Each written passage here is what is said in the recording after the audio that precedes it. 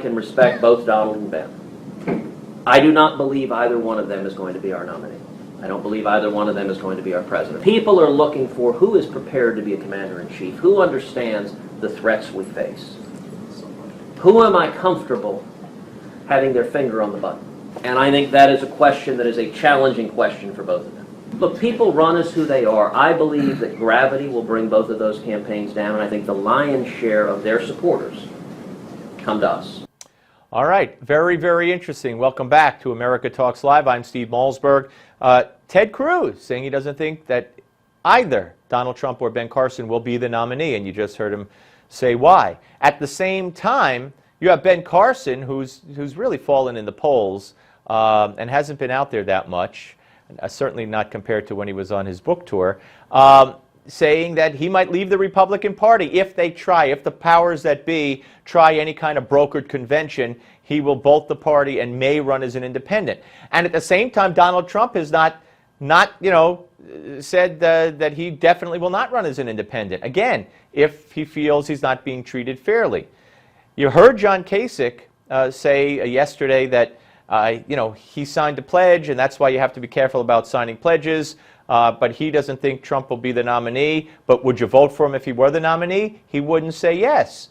So what good's a pledge if you're reneging on the pledge? I want to know, and we could throw this out there for conversation, what you think. Do you have a problem with Ted Cruz, who many conservatives love, saying neither Trump nor Carson will be the nominee? And he talked about who do you trust to have his finger on the button? The way I interpret it is Cruz doesn't trust Trump or Carson to have their finger on the button. And what about a third-party run? I say it's a kiss of death. It gives the... Did we forget Ross Perot? Bill Clinton became president of the United States not once but twice without getting 50% of the vote, and especially in '92.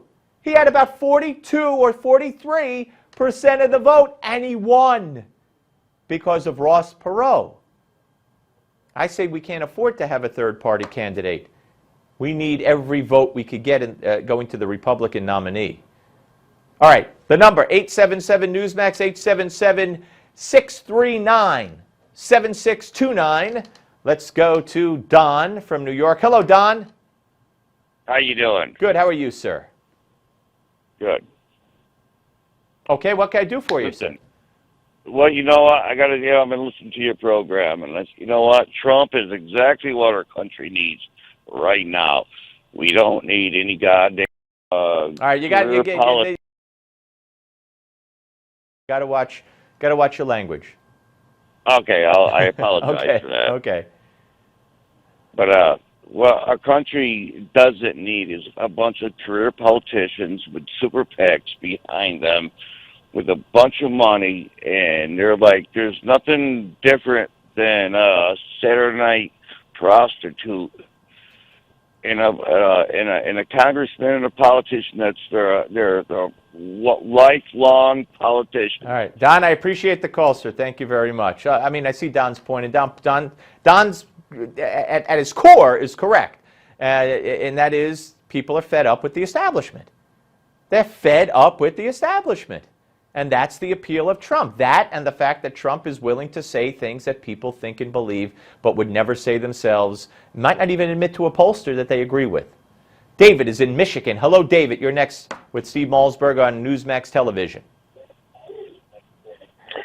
Hey, Steve. How you doing there? Good. Thanks for calling, David. Hey, yeah, I wanted to comment. You had a caller earlier, Aisha. It was very nice to hear that she was a Muslim. I think she said that she was here for 35 years, but then she also disagreed with Trump. And, I don't know if that's just her bias. It must be just her bias, but I thought what Trump said was kind of biased a little bit, or not biased, but brash.